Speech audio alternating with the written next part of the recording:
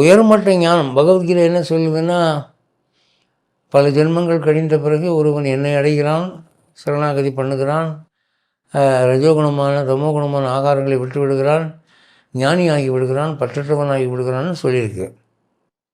அப்படி ஞானிகள் இந்தியாவில் நிறைய பேர் இருந்தாலும் இன்றைக்கி இருக்கிறாங்க.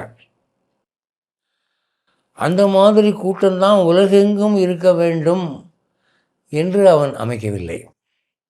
அது கொஞ்சம்தான் இருக்குது. அவங்கள ஜட்ஜு பண்ணுறதுக்கு அதுக்கு வேறு லா இருக்குது. ஒரு இந்தியனை தீர்ப்பு வழங்குறதுக்கு அதுக்குரிய சட்ட புஸ்தகம் வேறு. ஒரு ஆப்பிரிக்கவாசியோ ஒரு செவ்விந்தியனையோ தீர்ப்பு வழங்குறதுக்கு அதுக்கு வேறு சட்ட புத்தகம் இருக்குது.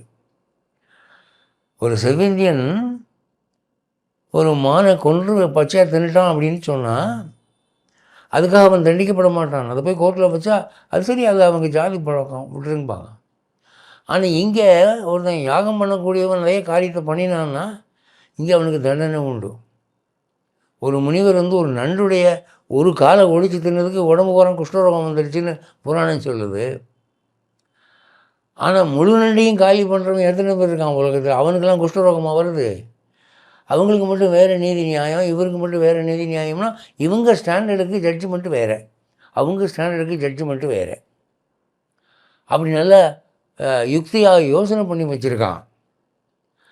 அப்போ அவனுடைய படைப்பில் எதுவுமே தற்செயலாக அமையவில்லை. எல்லாம் வெல் தாட் அவுட். அந்த புரோட்டோகால் இப்படி தான் இருக்கணும் அப்படின்னு அவன் திட்டமிட்டு செய்திருக்கான்.